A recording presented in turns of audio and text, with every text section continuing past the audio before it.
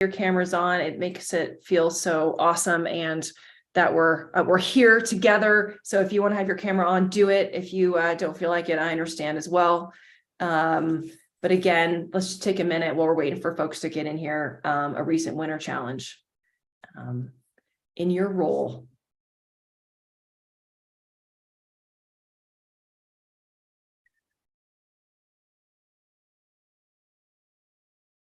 All right. So as we're thinking about that, I'm just going to jump in, and I know we're also, we're also waiting for a few more folks to get in. So we're just giving it a minute for YouTube to catch up, for Zoom to catch up with us. And here we go.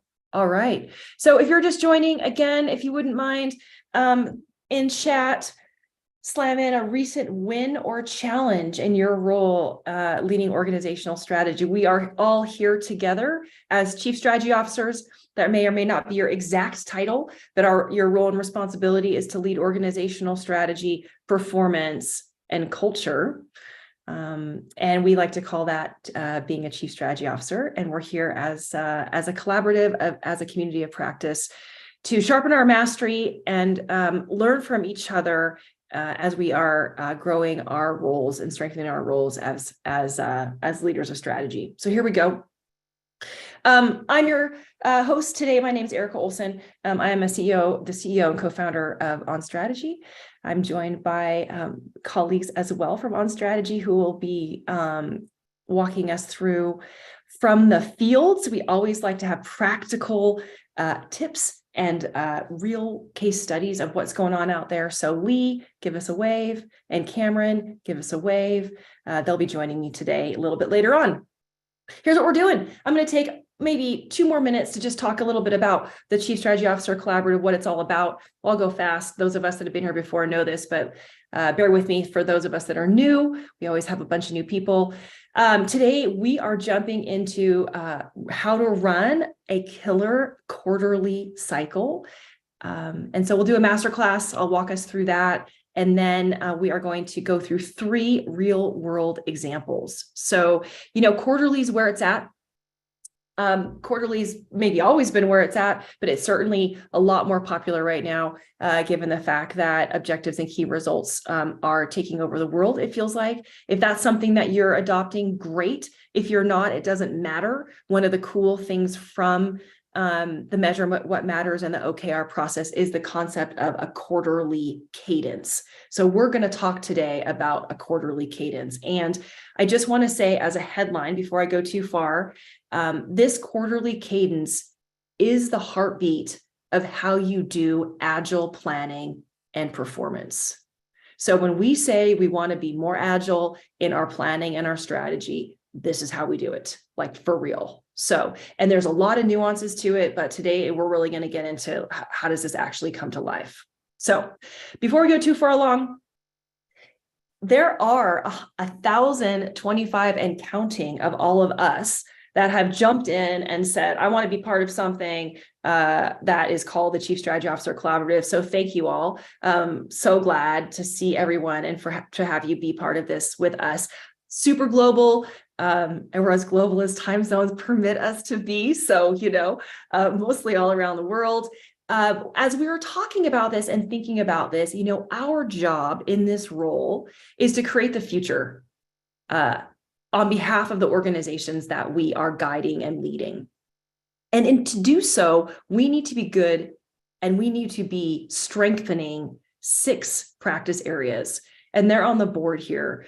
So I want to say that because our content and this collaborative and this community of practice is going to go deep and touch on any one of these 6 whenever we're working together. You can expect that. So maybe we'll even go deeper somehow too. So there's some ideas about that, but just know, like, we're here to build big, bold visions, create a winning strategy. And I want to say winning strategy is winning for our employees, for our customers, for our community, for the planet. It's not just competitive winning.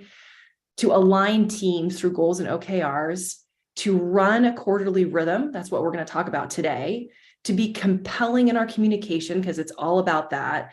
And then last collaborative was about how to build a strong culture. And again, we all know that these are super deep. There's icebergs of work under each of these, but this is what the Chief Strategy Officer Collaborative is all about. So you can expect us to cover these 6 content areas in any session. So that's that.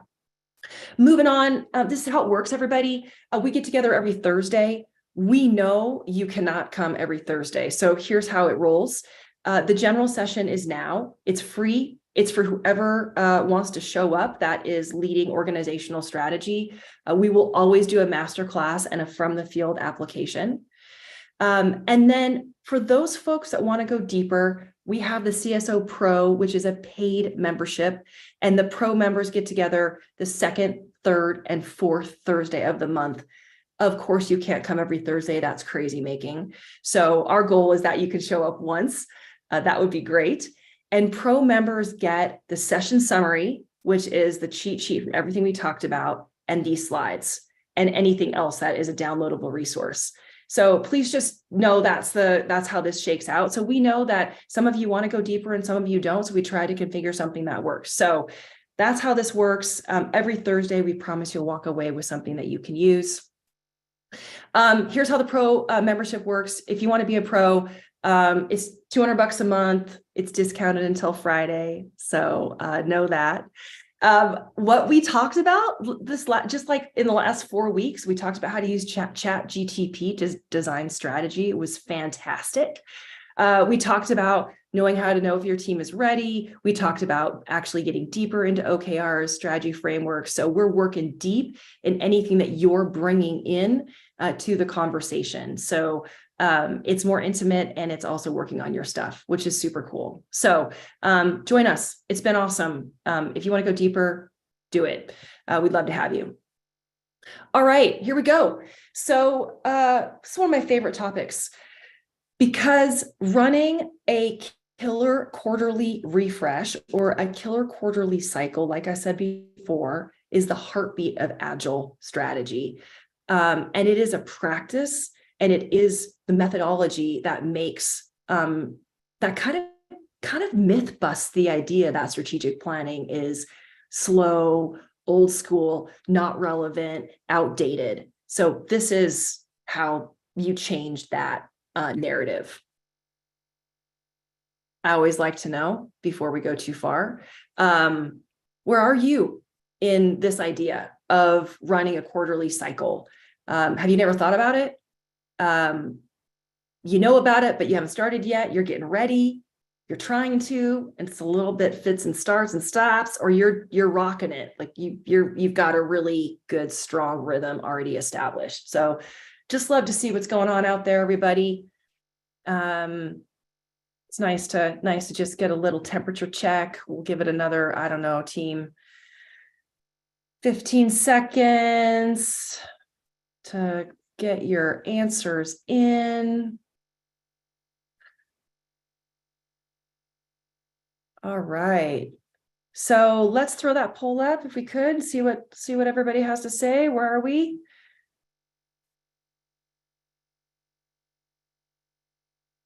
Let's see. Can you, hopefully folks can see it. I always get confused about what I can see and what you can see, but that's okay. We can see it. Thank you, Brian, for the head nod on that. All right, kind of a mixed bag. So a handful of us are super established. Some of us are trying to, but it's been a little bit hard.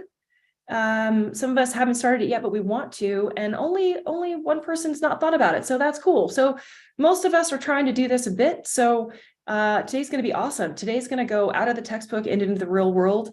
And my goal would be that you walk away from this knowing how you can implement it in your organization and or dig in if there's places that you're stuck. As always, team, please put your questions in chat. We absolutely want to make sure that we're addressing Q&A as we're going through. So do that, and I'll pick it up as we go. All right, here we go. So here's our model. 3 steps to a killer quarterly cycle. Review, reflect, and refresh. Love it, alliteration, love it when it works. It doesn't always, but it's good to remember. It's also super important, actually, that we're able to communicate this to the folks that we're leading through this process, because people get confused and also a little bit lost. So And someone needs to go on mute. Ryan, would you, perfect, fantastic. So 3 steps: review, reflect, refresh. And for each step of the process, there is the process and there's the content, as I always like to say. So the process is the timing, the approach, and the tool. And then the content is the material that we're using either to run that step and or the plan itself. So just, I always think about it that way. So we're going to walk through each of these steps really specifically and clearly. Here is the timeline. So here is how the cycle works. I'm going to stay here for just a minute because everything rises and falls on this timeline.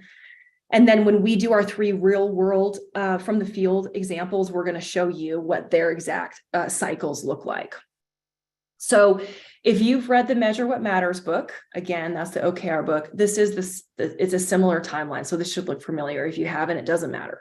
There are some changes to this that we use that I think you all would love. And so that's why we're sharing it. We call this cycle a strategy sprint. It's a 90-day sprint. People love that. So this is how it works. So month 1 and month 2 is your review time. And that happens in the following manner. So you can see my color coding. I'm just going to talk about that for a second. So there's obviously executive leaders, and I'm just using some generic terms. You're going to have to apply it to your organization. There's executive leaders, CEO and direct reports, let's call it that. There's team leaders. So that's, in my example here, probably 1 layer below. And then there's all of the leaders that I just mentioned and staff, and then everybody. So there's a little bit of a nuance there, and there's a little bit of an overlap of all of leaders and staff, but just go with it for purposes of this. And quite frankly, all would be like the entire organization. So leaders, executive team leaders are in red, team leaders and teams are in blue. Those 2 groups combined are in green, and then all is all. So of course, the way that this would work in a very prescriptive manner is you would check in on your performance. So we assume we have an annual plan and we have goals and or OKRs established. Okay, so I just want to say that out loud for a second. We've talked about that before. So this is an assumption coming in. We've determined what our goals are. We have targets and we know what our focus is, at least for this quarter. So we would check in on progress on the first Friday of the month. That information flows into the team review. So that would be, a quick review at the, let's say, marketing department level. We would then use that information to facilitate a conversation with the executives. So the executive team review. So the head of marketing is part of that group and the CEO is leading that review. And then possibly communicated to the whole organization. There's a whole company review where the performance of the organization is delivered to everybody. Sometimes that happens, sometimes it doesn't. But again, this is just kind of like a standard flow. So that's happening for month 1 and month 2. Pretty standard stuff. There's a bunch of different ways to configure this, but you get the idea. So then in month 3, so month 3 is the 3rd month of the quarter, of course. This is where things get a little bit interesting, and we need to be a little thoughtful about this. So, of course, we are reviewing. We need to know how we performed year to date. So we would check in on our progress. And we are foreshadowing or pre-thinking about those areas, those goals or key results that are underperforming. And this is the reflection piece, is to stop and potentially do a retrospective. And we'll talk about how to do that in a minute, but just stop and say, what's not working and why in the areas that are red. So the problem with this is you haven't completed the quarter. So, you are forecasting your performance. It's true. We just have to be okay with that. So based on that our teams would propose revision for the quarters, for the key results that are coming up for the next quarter. That would flow up to the executive team that would talk about it. and decide whether or not they're going to agree with those recommendations, and then set new key results for those underperforming KRs for the upcoming quarter. We share that with the organization, and then we allow a little bit of time to finalize. So just to pause for a second. So we talked about reviewing month 1 and month 2. It also happens here. Reflecting. There's also a reflection here at the executive level. And then we're refreshing at the team level, at the executive level, and we're communicating that out to the organization. We're going to talk about specifically each step of this in just a second, but that's the context. You will see when we share the real world examples that this is a guide. And then, of course, we configure this appropriately based on what we're trying to get done within organizations. There isn't a single organization that we work with, and probably that you're in right now, where this is exactly how it goes down. So this is a set of recommendations, and then you need to adapt it to your organizational culture, your structure, and your plan. And Ryan, if you could just put somebody on mute, that would be great. All right, here we go.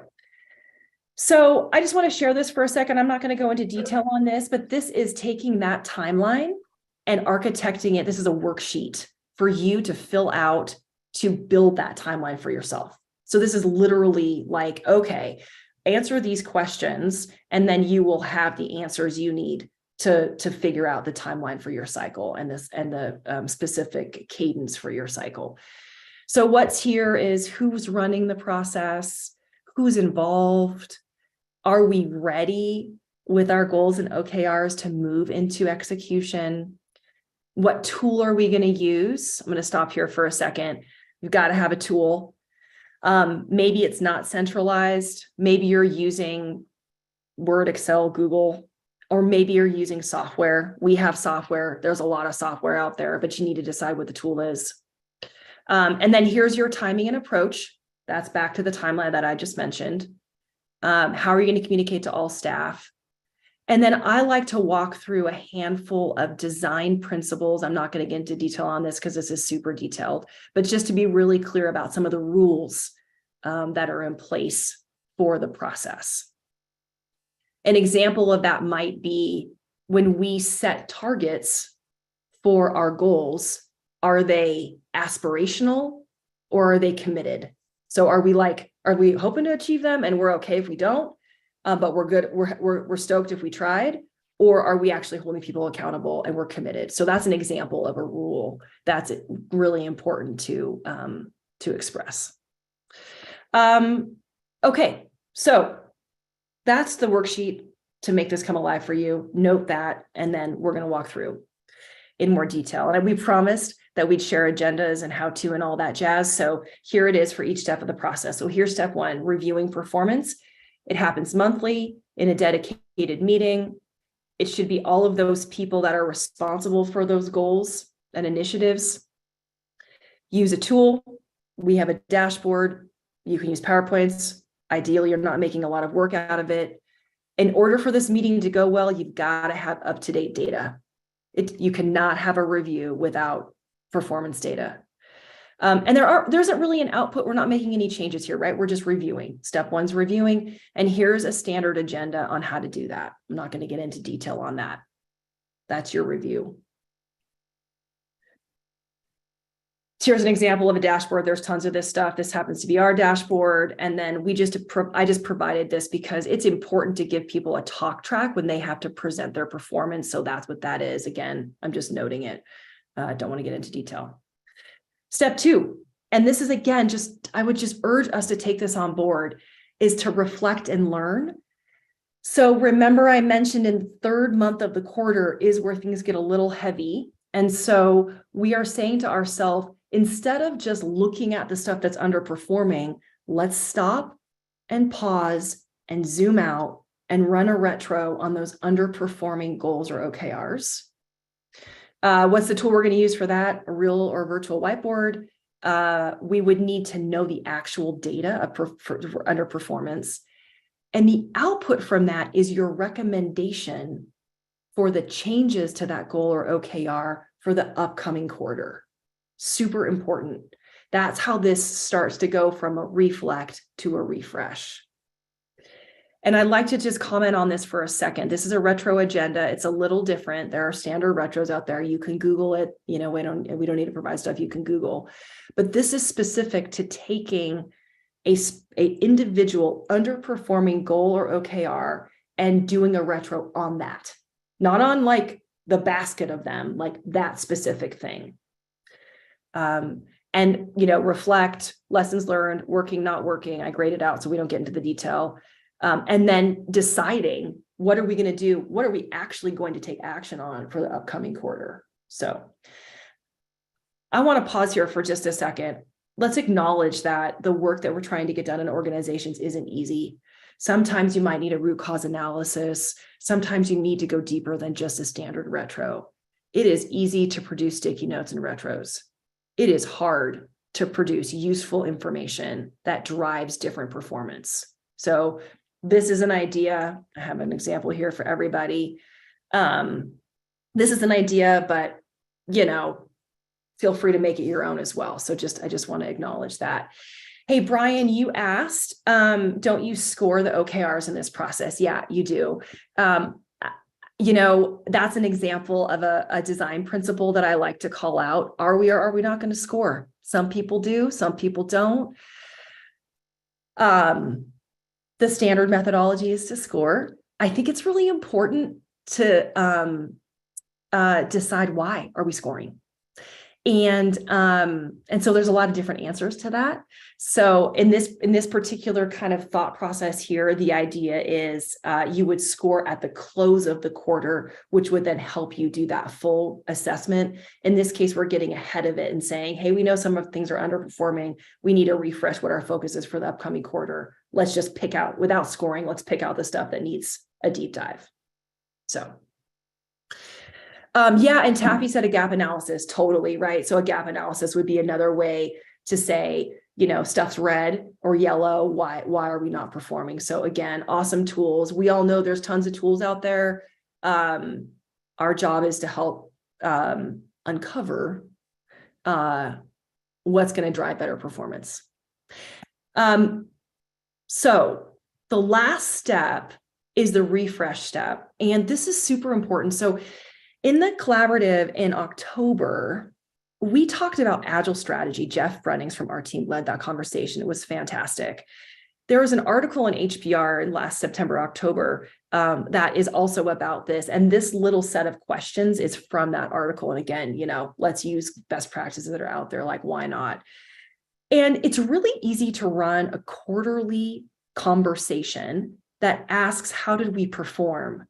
And what this is proposing and what I'm proposing and suggesting to us as leaders is to shift that conversation to, should we alter course and what should we do? And again, you're like, okay, well, that's kind of obvious. But actually, even as I was writing this agenda, I did the same thing. Like, how do we perform? Because it's just like this obvious thing to write.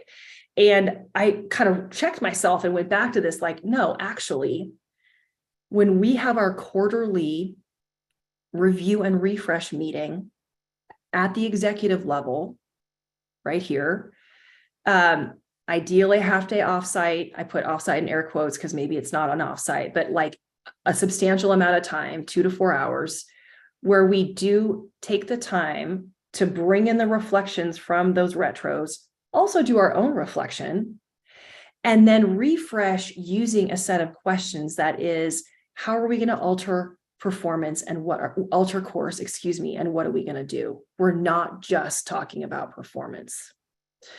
So love those guiding questions. I think they're super helpful, but just want to comment on this for a second. So that step that is so hard to make happen is if at all humanly possible to try to find a chunk of time with your executive team on a quarterly basis that allows for you to reflect overall. So we're adding some reflection in here. And to do a refresh that brings in those conversations from the retros, but also allows time to pick up a strategic issue or two from your strategic agenda that is probably central to your strategic direction. We talked about that before too. So this idea as strategy leaders that we have a running list of strategic issues that are sitting out there for us that we need to answer. as an organization. And we just need to, like, over time, pick them up and answer them as we go, which will eventually change our strategic direction largely. And so that quarterly checkpoint is not only refreshing for the upcoming quarter, but it is also picking out one or two strategic issues from our agenda list and actively processing them. I'm going to tell you, this doesn't happen that all the time. It is hard to make this happen, but it's super important. And so our jobs as strategy leaders is to keep this list. That's our job. And to inspire the idea, inspire our executive team to carve out the time to actively work on these. So just to comment on that.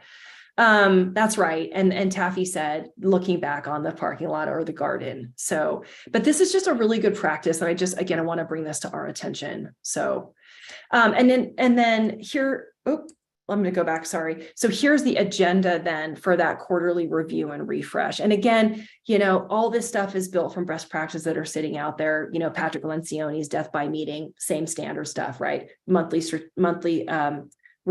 strategic quarterly review, same kind of idea. This is just adding some really specific ways for you to guide this conversation. So here would be lessons learned, looking forward at picking off your strategic issues, and then deciding what your quarterly KRs are, for what the focus is for the upcoming quarter, specifically those goals and KRs that you might be changing. So, and the point on this is this conversation needs to happen before the quarter starts, or you're always behind. Like, you can't have this like the second week in April coming up because you're like, wait a minute, we're 2 weeks into the quarter. What the heck? So this is where this needs to get pre-programmed a little bit earlier, probably a little bit too late for right now, but maybe think about this for your next quarter. Okay, awesome. So please throw some questions in chat. I'm not seeing a whole bunch, but I hope that was helpful, because again, I just wanted to anchor that idea around review, reflect, refresh, and really putting specific points on a timeline for you and how this works and how to architect a process for you. So let's see how it's working for three real world examples, as I mentioned. So Lee is a lead strategist with us and also has her own practice. She hails from the East Coast of the US. And in all good things, we're talking about a company in a confidential manner. So we're going to call it ABC Company. They're a regional services company. Let's just call it that. And their big, bold vision is to be the number one in the conglomeration of entities that they own in the industry that they're in, from staffing to customers and being a sought after brand. That's their BHAG. They've got some numbers behind it, but we didn't necessarily want to share that. Lee, welcome. Well, thank you. Make sure I'm off mute. Great way to start. Awesome. Shout out to whoever was in Northlands. I was just on a call with someone from Milton Keynes, which I think is near your neck of the woods. Just seeing some familiar cities and names in the chat. So that's always great to see when we come on the calls. Fantastic. So Lee is going to walk us through and we're just going to do a little Q&A from the field example of how does this quarterly cycle work for this organization. I think they're about $150 million organization, so they're not small. They are part of a larger holding company, so they've got some expectations from two levels of boards. So it's no messing around what this team needs to accomplish. And Lee, just give us a high level overview of the organization itself, the structure, so we kind of get our brains in it. And then how does the process work for them? Sure. So they're in the services industry. They're a hospitality company or set of companies. So they're a series of brands, and then they have another team that's R&D that is always incubating new brands. So their team structure and their organizational structure is set up so that they have brand leaders. They also have functional area leaders. So instead of each brand having their own marketing team, for instance, they do that corporately. HR is managed corporately. So they have a bit of a management challenge and this reporting challenge, which this type of a cycle really helps solve. That they have different functional teams and brand teams that After they do their check-ins, they're located in the Persian Gulf. So you'll see that their business, they start on a Sunday. We don't normally make everybody hop in and do things on a Sunday unless it's a business day for them. I'm not that tough with my clients, one of whom, Natalie, is on the call and probably thinking, I'm not doing this on a Sunday. So they do theirs on Sunday, and then their team reviews are the first Tuesday. That lets the brand leader talk to everybody that works underneath him, the key support roles. It lets marketing have a conversation that's just marketing. So then the following week, they go into the executive review, and the teams have talked through some of the different issues, the challenges, the risk that's starting to creep into the plan. When they go to the executive review, then the people who manage those areas, who lead those areas, are able to have an informed conversation. They're able to have, not just a report out, not just like show up, here's my slide, okay, on to you, but have a conversation about things that may ripple into other areas for strategic implication. When they come back for the third month, and for anybody who put, you're trying to get it going or you're stopping and starting with the cycle, this organization, it took about 18 months for them to get into a cadence that it really stuck and to commit to it. So just be patient if your organization is struggling with this type of cadence. But in that third month, the teams have their meetings, they propose the next targets, and then when they're having the executive review meeting, again, it's an informed conversation. They can talk through the ripple effects. They can see what's going on. They can get the approval, get everything sorted. And then in their case, it's actually the third Monday and third Tuesday, I think, to be clear, because they have a board for their company, as Erica mentioned, and then their holding company board, they have to do another presentation for. So their CEO is like on a roadshow during that week. But it just helps with the clarity. I cannot express enough the clear, concise information that they can work with for more accurate projections, in any kind of market condition. And Lee, just to call out on this too, they're a private entity, a business with a private board, and they are accountable for the performance that they established at the beginning of the year. So they're stuck with those targets. We talked about that on the one of the collabs. It was actually one of our Ask Me Anything sessions. Do we change the targets? And they don't change they modify the targets for the upcoming quarter, but the end of year target is the end of year target. Exactly. Okay. Exactly. For the financials, of course. Okay. Yeah. And that sets up some, cultural challenges for especially the team reviews, because, your team can feel like they're being set up for failure early in the year. So a really well-managed quarterly cycle can help address that, and yet still make sure that everything is really planned going forward. Everybody knows what they should be focusing on and what they're going to focus on for the next quarter. And let's talk about a couple of things here. I want to get to lessons learned from Lee in just a second, but Luke is asking about the benefit of doing a refresh in month 3 versus the beginning of the new quarter. I think it really depends on your executive. And so we have some executives who are like, heck no, we are starting the quarter with our goals. We are not coming up with any excuses for not performing for the quarter. So that's why we do it in the middle of the previous quarter, which again it's a thing. If you're not like that, if your client's a little more, or if you and your executive or you're the executive are a little more flexible than that, it would be kind of cool to do it the first week of the quarter, but you got to like really commit to that. So just sort of note that. I think the message is if you wait till the financials close, it's too late. Yeah. You're just going to have to be okay with that. So there's where your give is. And I guess another thing I want to comment on is we do pivot this process around when the board presentation happens. Mm-hmm. So if the board meeting is shifting, this shifts. So there's inflection points and processes, take it for what it is. Lee, lessons learned. What are the 2 or 3 lessons learned? So the lessons learned, so many of the organizations we work with talk about, they want to nurture accountability. They want to foster accountability. They want engagement from their teams, whether it's the leader, whether it's, the leader supporting team. And what I found is this is a great way to really foster that accountability, with the caveat that you need transparency also. I think what the quarterly cycle does is it really keeps transparency from leadership to the teams, and then teams back up to leadership. So there's an open dialogue. I think this particular organization, it's the country that they're located in is very hierarchical. It's very deferential. And a lot of the leaders, the functional area leaders who are from Western countries, and there's been a big turnover in all of the functional leaders over the past 2 years, which didn't help in them getting some traction. But a lot of them really struggled with what to report, what not to report, because nobody wants to go in and be like, yeah, this is how behind target we are. But the reality is, if leadership is wallpapering over the cracks, and, just wants their team to report things that look sunny, that's, Eric and I always joke, this particular client's a big fan of the strategy house. You don't want it on a deck of cards. And if everybody's just wallpapering over the cracks, like the Leonard Cohen song, where does the light get in?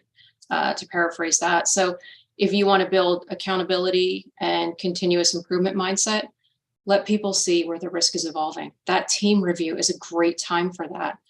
The other lesson learned from and related to that is what a really great opportunity it is for leader development. This is another thing that, we've had organizations that they have whole KRs and whole objectives around leadership development. With the team meeting following a really stringent schedule and agenda, I should say, and having the teams talk through why something is at risk or what is happening and what they're doing, they're doing to bring it back in line. Not like let's beat up on everybody session, but what we are doing, what we can identify as solutions. Everybody gets in a little bit different mindset and they begin to think a little bit more strategically, less reactively. It's a great dialogue for that team, again, for improvement opportunities. And you're fostering that always, looking forward kind of mindset and that accountability mindset. So excellent leadership development opportunity, really. I love that, Lee. That's awesome.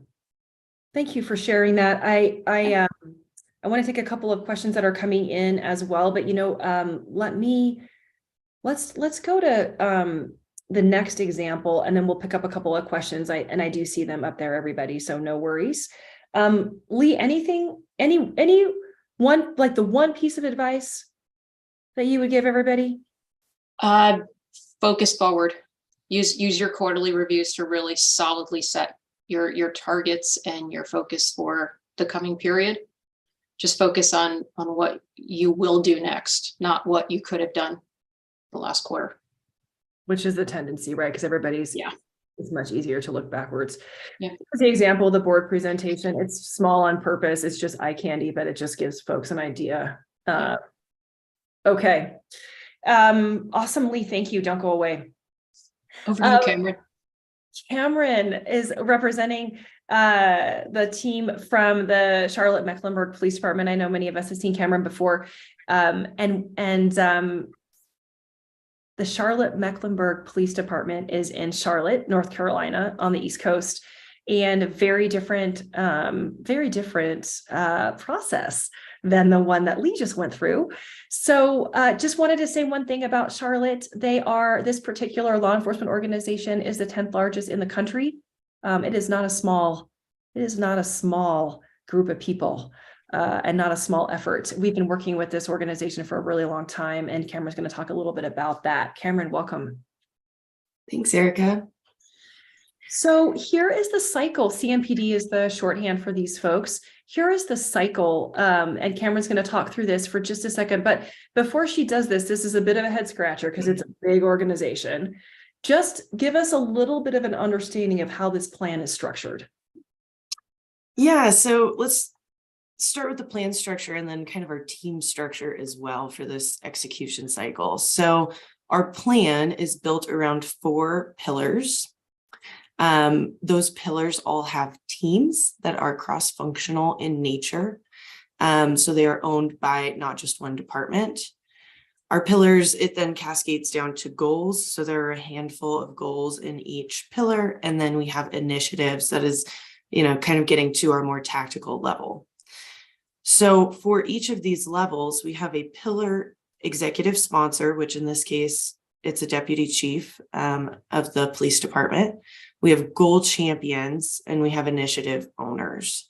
So those three levels make up the pillar teams that meet, as you can see on this timeline. So the way that their execution cycles works, obviously we do a check-in by the first Friday of the month to report on our previous month's performance. That's completed by the initiative owners. Those initiative owners on the third week of the month then meet with their goal champions. So that is the handful of initiative owners directly to our goal champion. From there, our goal champions come together without the initiative owners to meet to review the overall pillar. So you can see it starts to kind of ladder up. This is a big organization. They don't have a ton of extra time laying around. So when we designed this, we were really intentional about how do we have the most efficient use of everyone's time, and how do we move information up the chain of command throughout the month and throughout the quarter.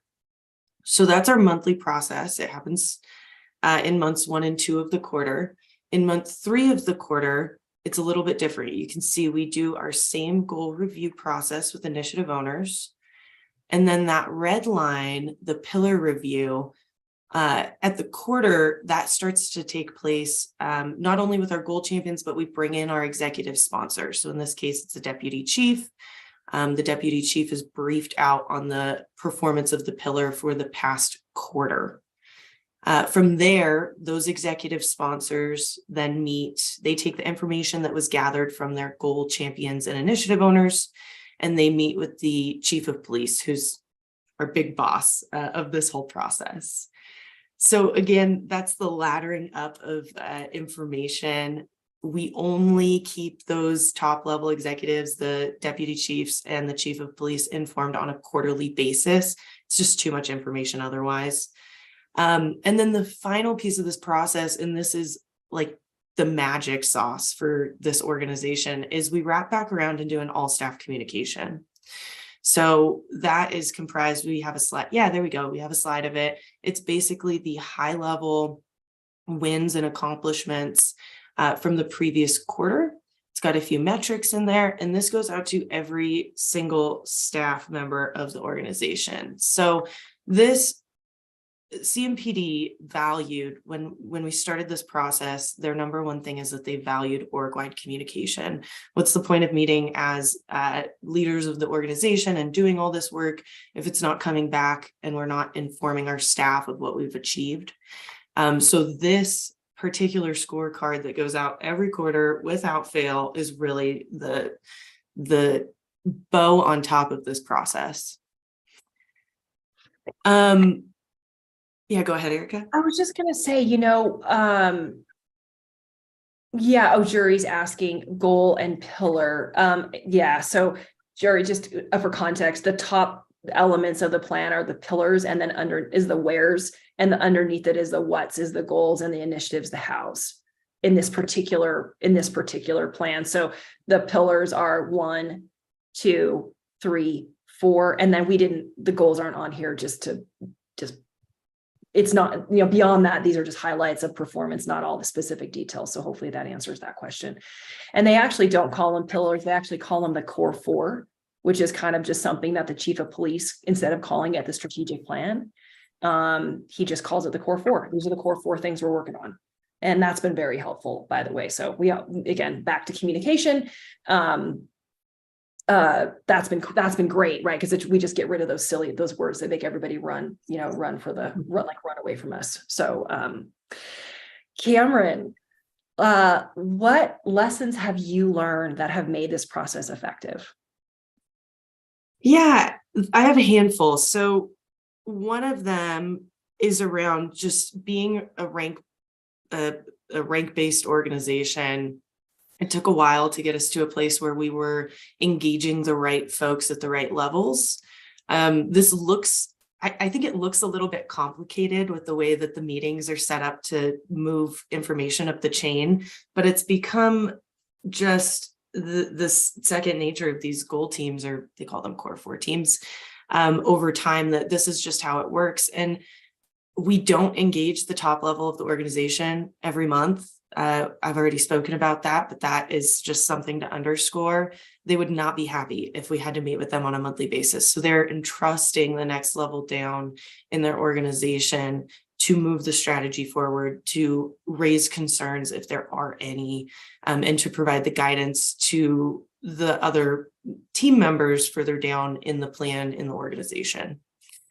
And my last thing, and Erica can attest to this, it took us literally about 3 years to land on a cycle that worked for this organization. So, Lee just shared about the kind of department or team way of laddering up. You can see in the top right of this slide, this is kind of our cross-functional model.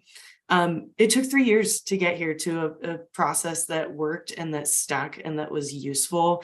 So, it takes time and you have to be patient with it. And you'll know when you get to a place that works for the organization because it sticks.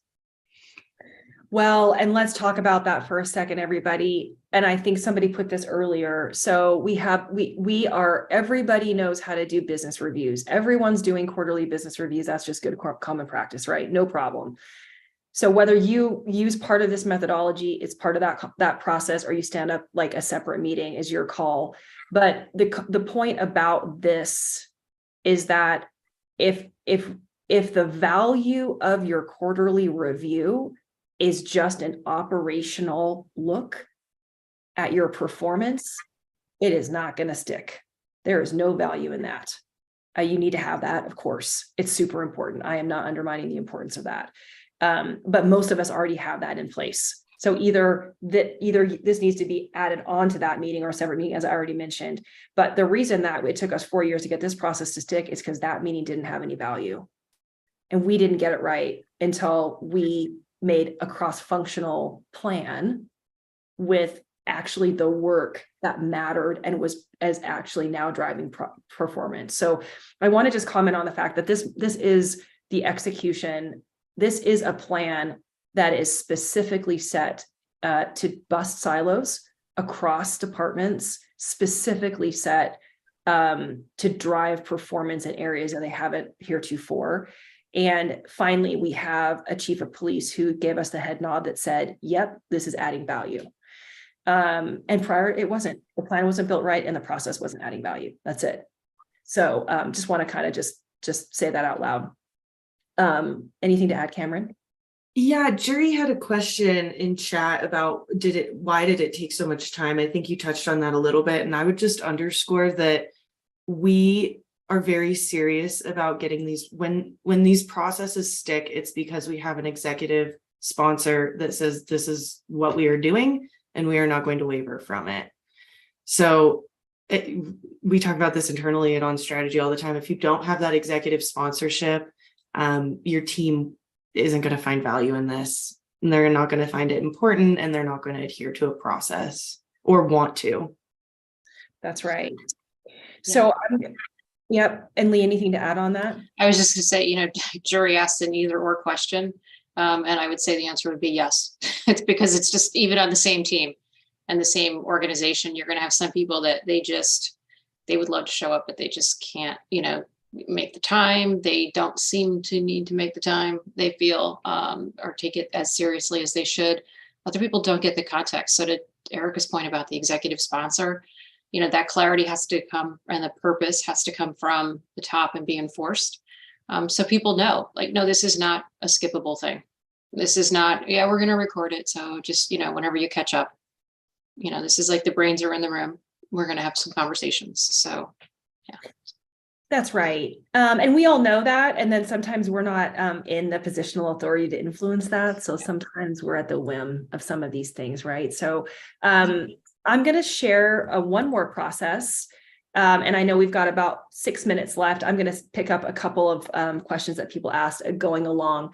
So this is a professional services organization. This is a quarterly cycle for a $30 million global professional services organization. And just to comment on this as well, this is a little bit different in the context of we've got your standard executive team of the C-suite, and then their direct reports, and then the folks that report to them. So C-suite directors and managers. what we do in this process is, I'm going to skip this piece here, but we get together with the directors and the C-suite, and we have let's just call it a closed door conversation about performance, a very vulnerable conversation about performance. We take that into so that's about, I don't know, 15 people. We take that into a broader meeting that includes the managers or the next layer of the organization, which is about 50. And so this is a monthly review. It's vulnerable, but it's not quite as hardcore as the kind of the tighter knit group, right? And so I want to comment on this because this process is doing a couple of things. It is engaging a broader manager layer of the organization to keep them informed and involved about the progress of the company and what they need to focus on without like everybody having perfect OKRs. But we also needed to make sure we had a space and time to have conversations that were a little bit more vulnerable and direct, and not like do that in front of people's direct reports, essentially. You know how that can be. So there's two different steps to that. And I think that that's a really important piece. And then, as I mentioned before, we're running exactly the process of, so this particular CEO is very much wants to hit the ground running on day one. So those retros are happening like at the beginning of the month 3. And then the process follows, as you can see right here. I'd like to just comment on something that somebody asked. Who's leading these conversations and workshops, and is it us, or is it or the CSO, us being us, the royal us, or is it the executive leader, et cetera? So a suggestion that I would make is that you all are leading these meetings. And if there is a team review, we are modeling it, and we are expecting those department heads to be leading their own, right? We should be modeling what to do at the executive level that people can take and do it the same at their team. So that's just a thought. So yes, for consistency, absolutely. The owner of the process and the leader of the process, in this case, all of us, should be leading these meetings. That said, very much giving the mic to the people who own the different pieces of the plan and a talk track. So they're very clear about how to present their performance. So there was a talk track on a previous slide. That's a huge tip. The second thing is I think somebody asked about the leadership piece. So the most successful processes that we've seen is when the leader is consistent. And I mean the CEO. The CEO is unwavering, and if he or she is not available, the cadence rolls. Like this just goes regardless of people's vacations, regardless of whatever's going on in the world. This process happens. It is the glue that keeps us connected with the performance of the business. And then Brian, you asked about one-on-ones. So a thing to drop in here, actually, and I had a slide on it, but I took it out, would be that the one-on-ones are happening in month 1 and month 2, and you're coming together as an executive team in month 3. That would be perfectly acceptable. And so again, just kind of really thinking through, and I want to just bring in the organizational change conversation we had last month. Ultimately, this process is about performance of an organization from a business results perspective, but also from a people perspective. And depending what we're trying to get done from a people perspective, this process needs to sync with that. And so maybe those one-on-ones is the way to go. In this case, this particular slide I have up right now, we're wanting to inspire the manager layer. So we're putting value on that. But, again, depending upon what people have going on, right? So with the CMPD example with Cameron, that the entire organizational change is to silo bust. So we architected a process that does silo busting, right? So for Lee's process, it was making an executive team come together and be strategic thinkers once a month to lead the business, not just be in their brands. So again, different organizational outcomes. And I think the process is really important to think through in that regard. So, so we've got about 3 minutes. We'll stay on because there's a couple of questions that we haven't answered. But just hopefully that was really helpful just to make some of these things come to light, to say, hey, everybody, there's best practices here, but they're here for guidance and inspiration, and then make it your own, of course. some do's and don'ts here as well. We talked about a couple of these things. Do keep that, keep that running list of strategic issues and decisions. It's a practice to get into. So think about that. The last point on the do is if we're talking about business as usual in our monthly and quarterly sync points, the value is not going to be there. So that's just another really good tip. Don't cancel the meetings, commit to a process. Don't forget about the staff communication. And then I just want to bring in something that Katie mentioned is we very much in organizations get really excited about Q1. We kind of get, we're kind of like in a waiting mode in Q2 to see like, are we not going to hit our goals? In Q3, we go on summer vacation if we're on a standard calendar. And in Q4, we're already thinking about the next year. So this is about winning each quarter. This is not just about winning the year. So how we change that is really important, and bringing in those strategic issues, your strategic agenda changes that too, because there's nothing magical between December 31st and January 1st. We all know that. So just that's the thing to try to start to shape a little bit differently. So just that would be my suggestion, Katie, on that particular point about breaking that very set rhythm. That's budget related, I know. All right, everybody, here's what's happening. Calendar of events really quickly. I've got 1 minute to roll through this. The rest of the month, you can see we're going to dig into this more. Ask us anything is anything you want to dig into for pros. We're going to go deep and do a peer review on any process you're running that you want to talk about and share. March 16th, be there, 10 a.m. Pacific. March 23rd, 10 a.m. Pacific. March 9th is at 8. And then the upcoming sessions. The first session in April is going to be about leading executive teams. It's going to be awesome. Decision-making, alignment, consensus, specifically to this process. We're not going to share stuff that you can just Google because we can all Google stuff. Actually, we can chat GTP stuff. So, May 4th, one of our collaborative members is going to share with us a way to prioritize our best moves based on where we are in our organizational cycle. So Brian, give us a wave. We're so excited. And then June 1st, under review, if you've got something on your mind, let's hear it. So there's a lot of ideas, but we're here for you. So for those of us that are pro members, you're going to get that exclusive content in your inbox tomorrow with all these slides and a summary of today. That is not just a transcript, because we love our transcripts. So we're going to pick out those key pieces. And then those sessions, of course, the rest of the month. Join us. We'd love to have you. As we mentioned, we're having a great time.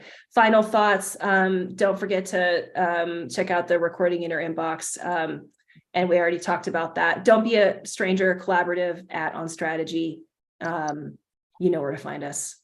We'll stay on for a couple of minutes if you've got some questions, everybody. Have an amazing rest of the week. Stay safe and healthy, and we'll see you soon. Thank you.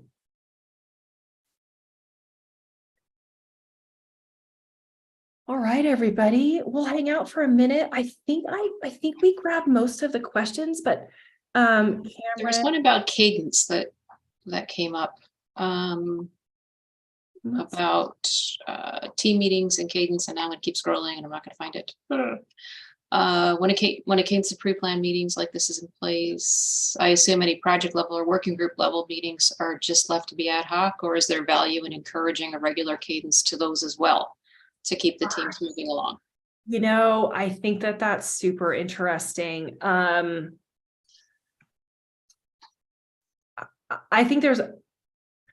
I think it maybe depends how prescriptive you want to be.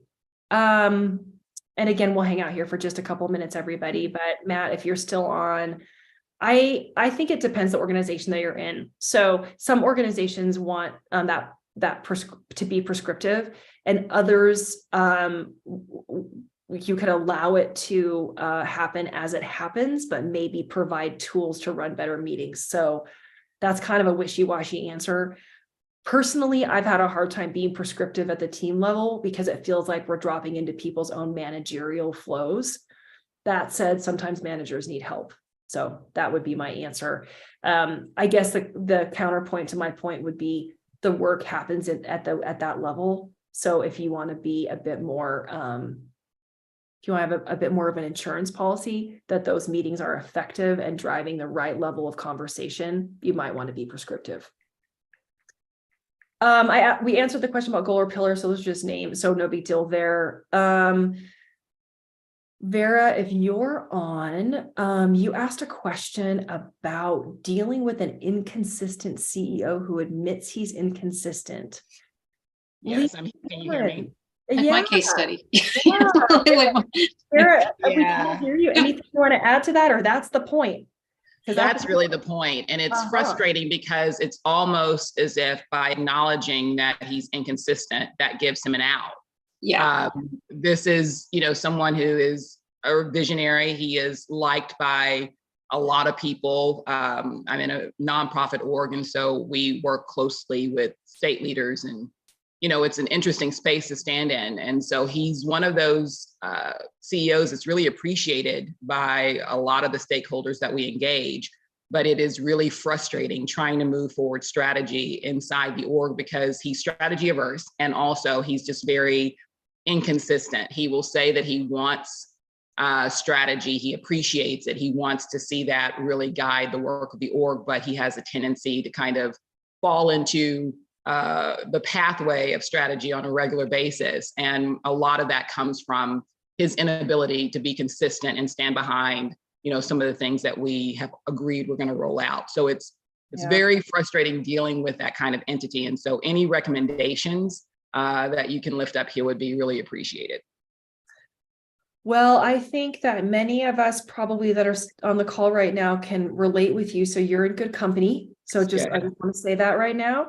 And I'm not sure that I don't have a magic solution, but I bet there's some ideas. Lee, I'm going to put you in the hot seat because I'm thinking about somebody that might be on your mind, and maybe you have a way that you've navigated through that. Yeah. I was able to have a pretty, every once in a while, like the Jersey slips out. And he was who was a New Yorker. So we had a little bit of a rapport that we could have a very direct conversation. But, I did say to him, you're this like saying we're going to do this, and yet the action's not following month after month. It's counterproductive. It's absolutely counterproductive. And we're going to waste all your team's time in these meetings because there were no shows and, a lot of disjointed scheduling. And I think very similarly, he to what you, and I'm sorry, I missed the name of the person who was speaking, so I apologize. It's Vera. Hi, thank you. I think, similar to what you were saying, there was very much I'm going to call myself out on this behavior, and that gives me a pass for the behavior. Right. Mm-hmm. And that, no, it just does. It can't work that way. Because it's like, well, that's the first part of changing it is recognizing it. So on we go. Mm-hmm. But it was just the conversation of, in his case, it was consistently changing priorities too. So bright, shiny toy, squirrel, here we go. And part of the conversation, and this is where the quarterly review actually became a really solid thing to rely on and to leverage, is it's a fabulous idea. Let's really solidly hit the other key results, and then we can do this, and we can do it well, and we can build and move to it. It's we're not doing it. It's not that we're not doing it. We're just not now, not right now, not right this second. And kind of not putting his ideas to the side or encouraging his team to put ideas to the side. But I think he did begin to see over the course of his first year as CEO there, how being so reactive was really hampering the teams. He churned through 3 different people in the C-suite that were in key roles because they just couldn't deal anymore. It's constantly changing priorities. And then they would go to a board meeting and get called on the carpet for something. Right. So it was, have the ideas, be the visionary. Maybe he's not the one that needs to be running point as the CSO, but he absolutely needs to be, articulating that it matters. These are the priorities. Let's work in the quarterly cycles and move along. I found in his case, just that quarterly timeline, it made it a lot more manageable from a keeping focus on things standpoint. And maybe just for him to commit to something in January that was still going to be in flight in December, sometimes was like a root canal. And his team was really frustrated with that. And maybe just, just to summarize on that for a second too, we obviously we find ourselves in places sometimes where we're now in like leadership coaching. And maybe, and I'm sure there are many of us on the call that are actually trained in that. I'm personally actually not. And so one of the, maybe just we're also speaking from a place where there's not a concern around positional authority, Vera. So you might be concerned about calling your CEO on the carpet. So one of the things that I found pretty helpful is to comment on the fact that inconsistency in this process is actually a detriment to the organization. It's better to not do it than to be inconsistent. And if he or she would give you the opportunity to commit for 6 months and then reassess, but if that commitment to consistency can't happen for 6 months, then you don't recommend pursuing this until it can. I love that. Thank you both. I appreciate it. Yeah, hopefully that's a little more helpful. But I guess from where I sit, I've had those conversations with clients that sounded something like, and we will be moving on. That isn't always easy to have, and I understand that. So I hopefully maybe a little bit of that's helpful. Yes, very much so. I appreciate it. Both of you. Thank you. Brian, you asked if my feedback helped. I wouldn't say the first time, probably not even the second time, but the point that I knew he was at least listening was when I was quoted back in one of our meetings. So it was kind of like the magical moment. I heard my son say something that we had said to him. It's like, somebody listened. Okay, great. But he really had taken the point, and he used it to address a few people that were on that call that, we do need to really see this through. In that case, it was a supply chain initiative that they were taking on. So. And then I think the last comment I'll make is, at the end of the day, this process is intended to drive performance.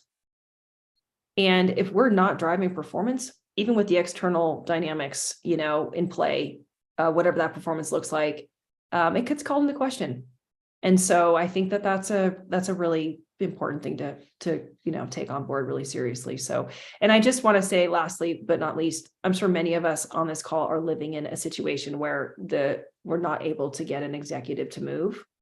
And so then this is just not time. It's just not time. It's just not the time. So I think we've answered all the questions, unless there are any hands or folks that want to come off mute. We've got about 2 more minutes. I think we've covered them all. Okay. Well, everyone, thanks so much. And again, we'll officially wrap it up. Have a great rest of your Thursday, and we'll see you next week or next month.